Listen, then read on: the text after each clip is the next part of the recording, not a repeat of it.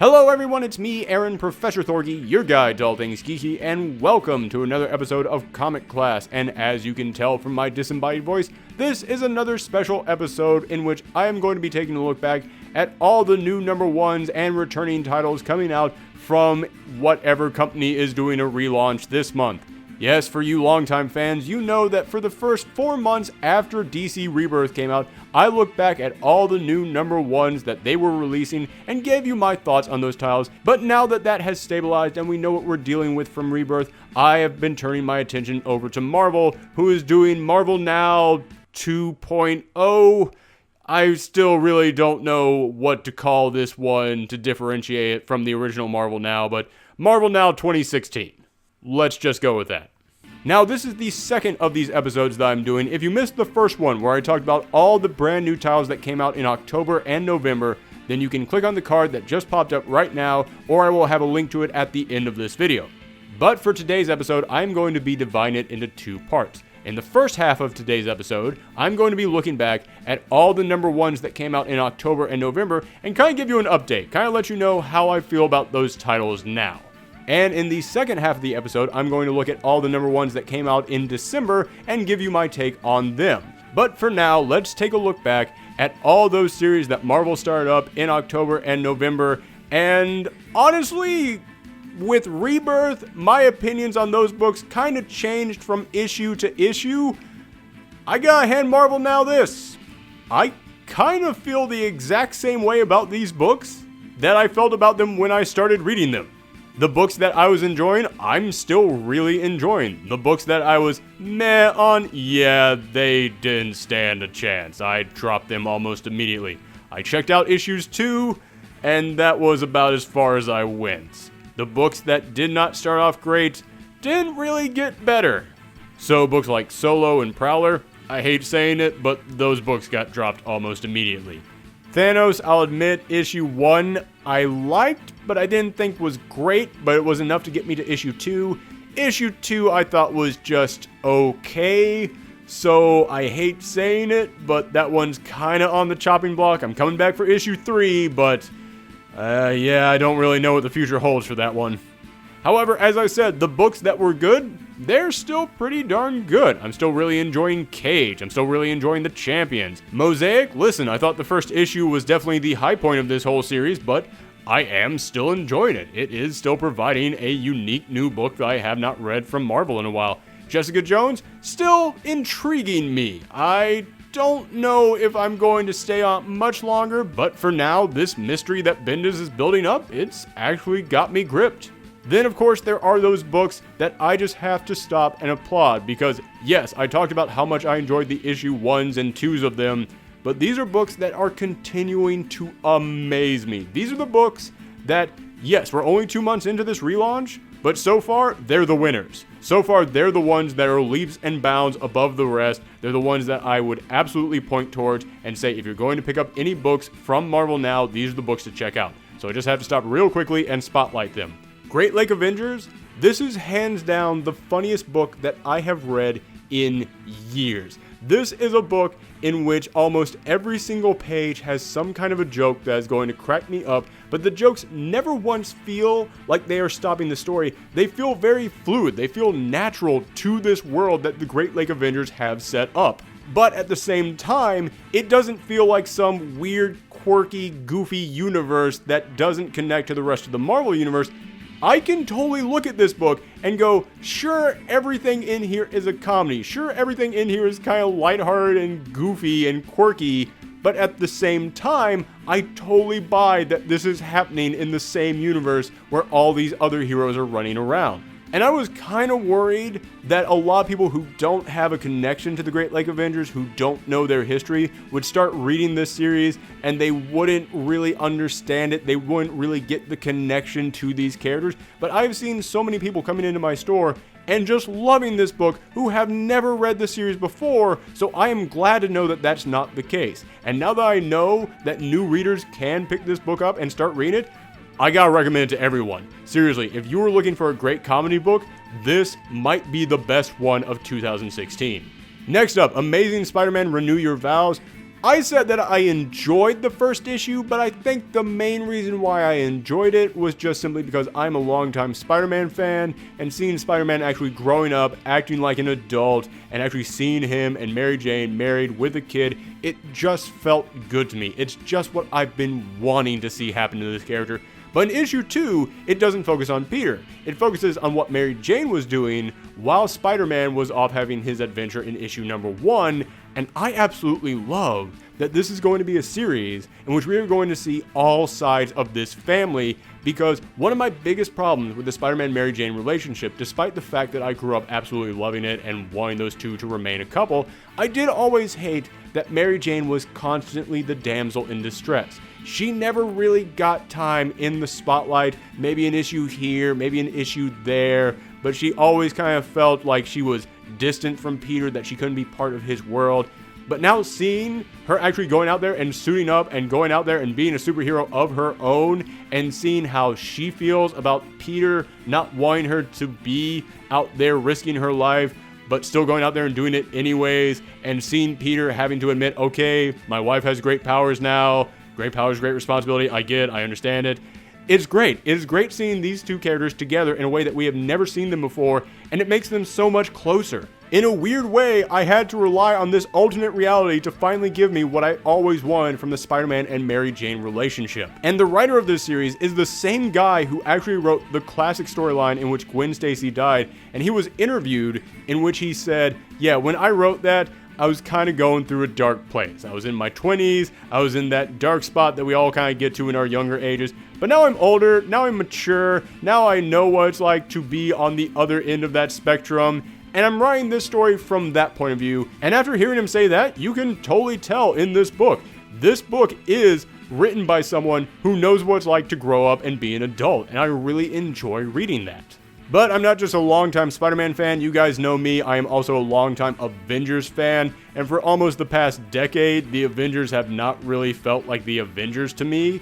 So far, I am really enjoying Mark Waid's current Avengers book, because when I read that series, I go, this feels like the Avengers. The pacing on these stories is great. They do not wait. They know exactly the right pace to put out this story. At issue 2, we have already got the Avengers fighting multiple Kangs and having to travel through time to stop him from destroying all of reality, and they're going and trying to get some big treasure, but it doesn't feel rushed. It feels like this is happening at the exact speed that it should be happening. Mark Waid is doing a wonderful job of pacing this and getting all these crazy characters together for this big adventure. My only problem with it is the problem that I had with issue 1, which is that Mike Del Mundo is an amazing artist, not the artist for this book. This does not feel like the right book to put him on. But again, not in any way, shape, or form saying he's a bad artist. He's one of the best artists out there. Just I don't know if he's the guy I would have drawing the Avengers. Also, I really want to see in future issues what Mark Waid is going to do with Spider-Man, because in the first 2 issues, Spider-Man is just kind of there to provide comedic relief, and I really want to see this new team of Avengers be like the old Avengers, in which they come together as a family, in which they feel like a team that really cares about each other, and every single person on the team has a reason to be there. And I want to see Peter be there for more than just comedic relief, and because he's writing everybody's checks. For example, Hercules saves the day in issue 2 because of his history, because of what his expertise is, because of his knowledge. He's able to come in here and go, this is why I am on this team. So yeah, I hope that they continue that and do that with all these characters. Unworthy Thor, holy cow, has this series been blowing me away. Only 2 issues of it came out last year, and I am already going to spoil something for you guys. When I do my top 100 comics of 2016, those 2 issues are definitely going to be on there. Issue number 2 took everything I liked about issue number 1 and exploded it to brand new levels. Jason Aaron is swinging for the fences on this book, and he is knocking it out of the park. And the last book that I am going to spotlight real quickly has to be the biggest breakout surprise of all of Marvel now, Foolkiller. Now, I said I was actually looking forward to this book because it's written by Max Bemis, the former lead singer of Say Anything, and he has written comics before, and they always kind of dealt with therapists, with psychological issues. So writing this guy who does have mental problems, but is a therapist for D-list supervillains who are trying to reform actually sounded like a perfect fit. And in issue 1, we saw that the protagonist, the Foolkiller, yeah, he was now a therapist. He was a therapist working for S.H.I.E.L.D., who S.H.I.E.L.D. assigned to crappy D-list supervillains to try and keep them from becoming supervillains. And we saw that he loved his new life, he found it rewarding. But then, spoiler alert for issue number 1, at the end of the issue, when he found someone who he just couldn't help, who he thought he had set on the right path, but then they turned back to evil, he killed him. And then he kind of went nuts and on a murdering rampage at the end of the issue. And I thought, okay, issue number 2, it's going to be him trying to hide this double life. It's going to be him trying to deal with this fact that he's still got that demon in the back of his head telling him to go out and murder these supervillains, but he's trying to lead a better life. Issue number 2, it's not him trying to hide it. Issue number 2 is he goes right to his superior at S.H.I.E.L.D. and goes, listen, I screwed up, man. You gotta take me off this program. I am a total mess. This is a big problem. And the guy at S.H.I.E.L.D. goes, no, this is kind of what we wanted you to do. This is the exact thing we hired you for because, listen, we like the Punisher. And we always wanted to have our own Punisher working for us, so here's why we hired you. You're a therapist, so you can help these people. You can get them on the right path. You can try and put them on a better road and help them out. However, if you can't do that, well then you might have to kill a fool here or there. And we're totally fine with that. It's the best of both worlds. You either help the villain or you take him out for us. And the Foolkiller is actually okay with this. He's actually like, oh my god, this is my dream job. I get to help people or murder them. Either way, exactly what I wanted to do with my life. So issue 2 is him just fully embracing the fact that, oh my gosh, I finally have everything that I wanted. However, then he slowly starts to learn that there are problems behind the scenes. He starts to learn a thing or two about the woman he loves. He starts to lose control and start thinking, well, I could help this guy out, but I don't know, he seems kind of uncurable to me, right? Like, that part of his mind that is telling him to be the Foolkiller, it starts getting a little out of control. So it actually is a very interesting story. It's almost like Dexter, if Dexter was a comedy, and that's the other thing I have to applaud about this book. It's actually really darn funny. I mean, there is a montage in which he just goes around murdering one D-list supervillain after another, and he keeps listing off all the reasons why he's taking them out, and one of them was he killed Shia LaBeouf and replaced him with a malfunctioning clone. And as soon as I read that line, I went, I'm sold on this book. I'm just going to sign up for a subscription right now. I'm just going to trust that each issue after this is going to continue to be good. So yeah, Foolkiller, I cannot believe I'm saying this, but it is a high recommendation. But okay, let's move into all the new number 1s that came out in December. And I'm going to start with Gamora. Now, this is a book that Marvel has been trying to put out for years. They actually announced it over a year ago, but it kept getting delayed because the co-writer on this book was also the co-writer on the Guardians of the Galaxy movie. So she kind of had other stuff she needed to be doing that was more important than writing a comic book. And I fully understand that, but the book is finally out here, and it's meant to be the origin story of Gamora. How she went from being the daughter of Thanos to the deadliest woman in the galaxy. And it's okay. It didn't blow me away, but it still gave me enough to intrigue me. It gave me enough to keep me coming back for issue number 2. Basically, the story in here is that Gamora's entire family and her planet and her species was wiped out by this alien race called the Badoon. So, Thanos has decided, for Gamora's birthday, he is going to give her the gift of revenge. So he takes her to wipe out the entire Badoon royal family. However, she then learns that the Badoon, a species that has only ever produced men, one of their royal members actually produced a daughter. And that daughter was then taken away to be hid on another planet. So she has decided that in order to fully satisfy her need for revenge, she has to track down this daughter and kill her. Now, that sounds a little bit bloodthirsty, but remember, this is the story of how she stopped being the daughter of Thanos and how she left and escaped from him and went off to become this hero in space. So, honestly, that's a pretty intriguing starting point. and it does actually really make me want to know where this story is going to end up going. I don't know if I can recommend to buy it right now, but if you have a friend who already bought, then hey, go ahead, ask to borrow it from them, check it out from them. Or, if you do just happen to be a big fan of Gamora, then yeah, absolutely, go ahead and check it out. Okay, now next up is Hawkeye, and this is a series that people have been asking for a long time. Because ever since Matt Fraction's Hawkeye series, people have fallen in love with Kate Bishop, and they've been asking when she's going to finally get her own ongoing series, and they finally have it. Now, I just have to come in here and admit something to you guys. I like Kate Bishop. I really like Kate Bishop. However, if you guys have listened to me talk about Hawkeye before, you know I do not have the love for the Matt Fraction Hawkeye series that everyone else does. I think that book began amazingly. I think that the characters were written so well, but as the series went along, I think that the characters just kind of became cartoons of themselves, and they started to become really one-dimensional in there.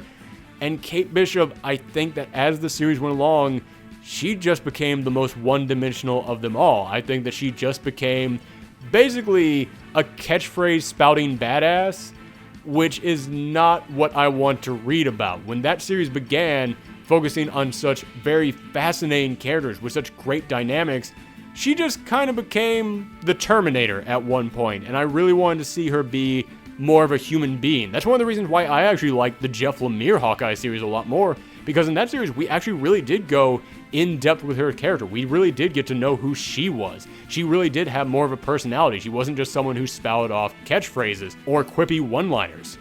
So moving into this series, I was really hoping that we were going to get a more in-depth look at Kate, and she wasn't just going to be a giant quip machine who just made jokes the entire time.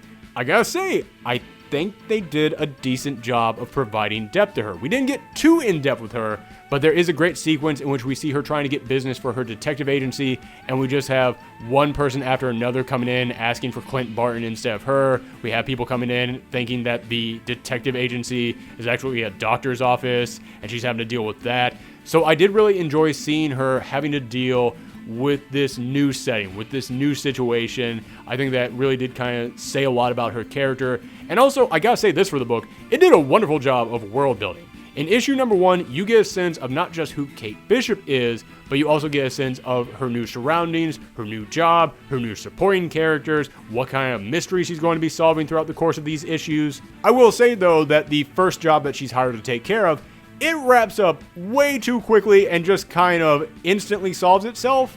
So I was a little bit miffed at that. But then on the last page, there's a little to be continued thing that lets you know it's not fully resolved just yet. There is still a mystery that's going to start building. So it's like, all right, I was a little bit miffed, but then you drawed me back in. So I'm definitely coming back for issue number 2. As I said, I do hope that as the series goes along, we continue to get in depth with Kate Bishop. I hope that we see her more as a human than just, as I said, a quip machine. But for issue number 1, they did a pretty good job of that. They made me, the person who wants to see a more in-depth Kate Bishop, go, okay, I see potential for that to happen here. And for that audience out there that did love her in the Matt Fraction series, this is totally a series that you'll love. This is a series that it doesn't feel like a ripoff of that series, but it feels like it is made for you. It does feel like it is going, here are the further adventures of that character you loved. Next up is the new Hulk series, and this time around, the Hulk series is starring Jennifer Walters, previously known as She-Hulk. Now, I was a bit torn going into this series, because I love the character of She-Hulk. She is a great, fun, quirky, wacky character. She goes on tons of fun, crazy adventures. She really does explore kind of the goofier side of the Marvel Universe, but has always done in kind of a mature way, kind of in a more adult sense of humor. Like the last series, the one that Charles Soule wrote, if the New Yorker ever decided to make a comic book, that's the kind of comic book they would put out.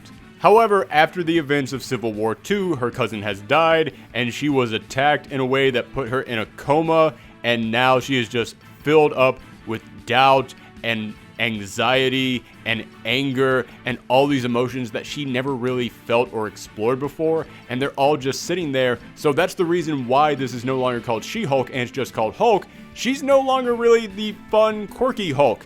She is now kind of taking on the role that Bruce Banner had, which is that Hulk that transforms when they've come under pressure and they are constantly trying to fight back a monster that's inside of them. And honestly, I did not want to see that happen to Jen. As I said, Jen was always the fun, upbeat, adventurous Hulk. She was always the Hulk who you wanted to be. Bruce Banner was the Hulk you were afraid that you were. She was the Hulk that you didn't want to become. Plus, she was always this strong, confident character, and she had this great female fan base that built up around her. I didn't want to see them tear that character down and take her down the dark and gritty path. But at the same time, it was being written by Mariko Tamaki, who wrote This One Summer, which was amazing. If you told me that Mariko Tamaki was going to be writing the new Jennifer Walters She-Hulk book, I would be totally on board. I think she would be a perfect fit for that. But this isn't the new Jennifer Walters She-Hulk book, it's the new Jennifer Walters Hulk book. So I was really kind of 50-50 going into this title. And oh my god, I loved it. I cannot hide that back any longer. This so far is one of my favorite books from the Marvel Now relaunch. Let me explain to you guys exactly what they did to She-Hulk. After the events of Civil War II, she basically has post-traumatic stress disorder, but also anxiety, and she's suffering from panic attacks. And because of that, she does not want to turn into the Hulk anymore because, yeah, it has now turned into a darker thing. And Mariko Tamaki is using this to become such an amazing metaphor for so many things that so many people have to go through, for things that so many people deal with and never really talk about. And honestly, that's what the Hulk book should be. I mean, that's what Bruce Banner was a metaphor for all these years. He was a metaphor for someone who just had anger issues, for someone who constantly had a monster living inside them that they always had to fight against. He was that representation for people in comics. And now Jennifer Walters is the representation for people who not only have anger issues, but also have anxiety, who also have panic attacks, but also for people who have really suffered through some serious things that a lot of women do suffer through. I mean, there's a moment in here in which he says that turning into the Hulk always used to be fun. It made her feel strong. It made her feel powerful. But now it's like fire in her veins. It's like a dagger going into her heart. It is just constant pain just to think about. I was like, I know exactly what this is a metaphor for, and holy cow, is she really selling that. And going back to Bruce Banner for a second, I always felt like something that a lot of people forget about Bruce Banner isn't that he's just some big crazy monster. There should be a bit of a horror element there. If you were going to write Bruce Banner as a Hulk who cannot control himself, you should have a sense of fear to that. You should have a sense of dread that the big monster might actually come out.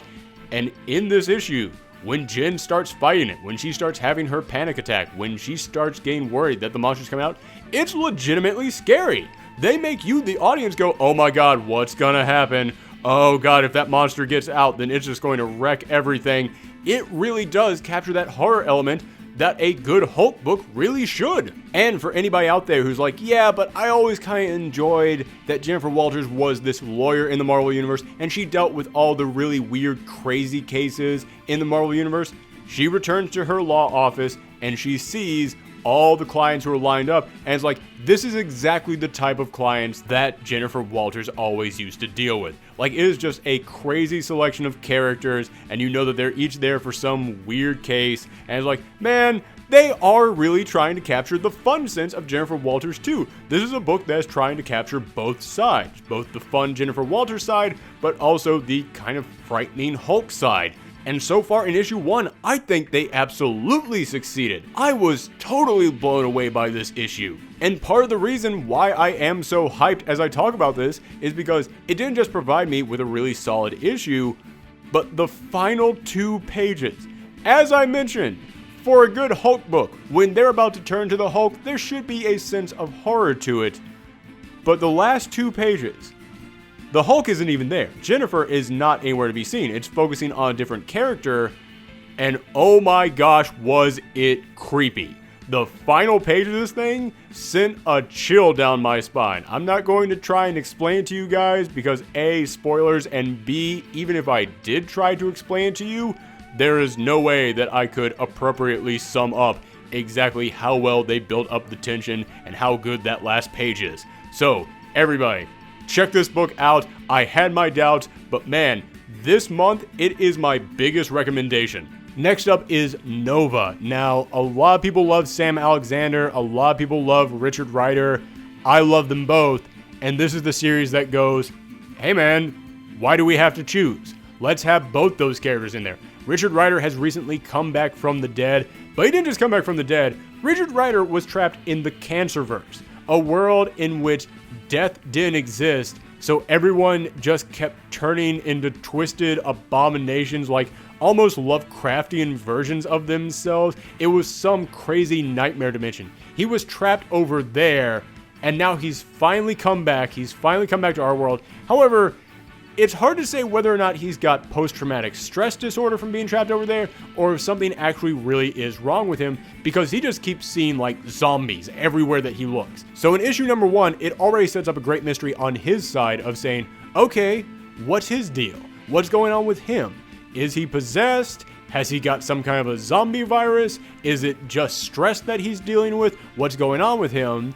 But then on the Sam Alexander side, I think it captured Sam Alexander. I love Sam Alexander because it reminds me of what I loved about Spider-Man when I was a kid reading his adventures in high school. Of, you know, hey, he's this kid and he's dealing with school, but he's also dealing with these big adventures and he's also dealing with family.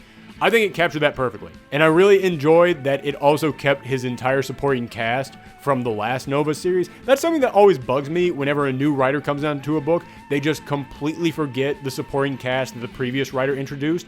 In this one, we see him dealing with all his friends from the previous series, so that felt good to see. But at the same time, he is also trying to meet this new girl that just moved into his school because he's kind of got a crush on her. And honestly, I thought that was kind of sweet.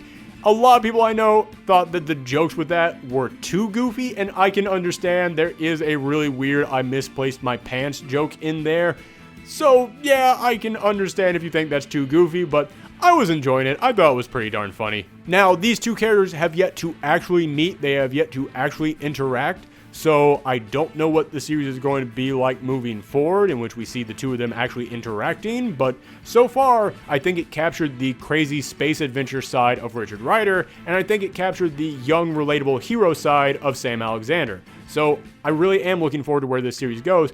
Plus, I gotta say, the artist on this book is also the co-writer on the book, and I've said this numerous times, when an artist gets to write the book that they are drawing, their artwork always goes up to another level because they can imagine weird, crazy stuff to draw that the writer could not tell them to draw. And yeah, this book looks amazing. I love the artwork in this series. Next up is Rocket Raccoon. Now, I will go ahead and be honest with you guys.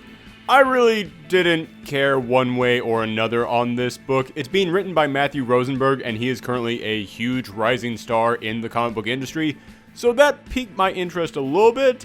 But despite how much I loved Rocket Raccoon in the Guardians of the Galaxy movie, when his first comic came out, I liked the art in it because it was drawn by Scotty Young, who is indeed very talented, but I thought the writing was okay. And then he got another series with Groot, and I thought it was okay. So when I heard he was getting a third series, I thought, okay. I didn't really care one way or another about this. Oh my gosh, is this book great?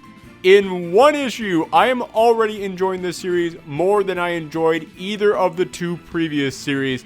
And here's the thing, nothing special even really happens in this. Rocket is trapped on Earth, the Guardians have disbanded, so it's just a humanoid raccoon walking around in New York City, basically just making observations about everything that he sees. Yeah, it's just a fish out of water story about an alien come to Earth. We've seen this a dozen times, but oh my gosh, is it witty. The dialogue and the quips in here are some of the best I've read from any of the Marvel books this year. It had me cracking up almost every page. I can't even really point to any line in particular to give you guys an example of how good the writing is, because I wouldn't be able to do it justice, because it's one of those things where the writing is just perfect for Rocket Raccoon and Rocket Raccoon alone. If you loved Bradley Cooper's take on this character in the Guardians of the Galaxy movie, then this series captures that same voice, same delivery, same sense of humor 100%. Every single line that he says makes me go, that is the best possible line that Rocket Raccoon could have said in that moment. And again, the series isn't anything special. Like, he goes to Times Square and he mistakes one of the costumed Iron Men that you see in Times Square for the real Iron Man. Or then he goes to a gentleman's club and gets kicked out. Or then he finds a homeless man and tries to get him food. It's nothing really special. It's just Rocket walking around the city. But oh my gosh, it's just so funny. I highly recommend you guys check this out, especially if you just need to laugh at a book. Next up is Slapstick.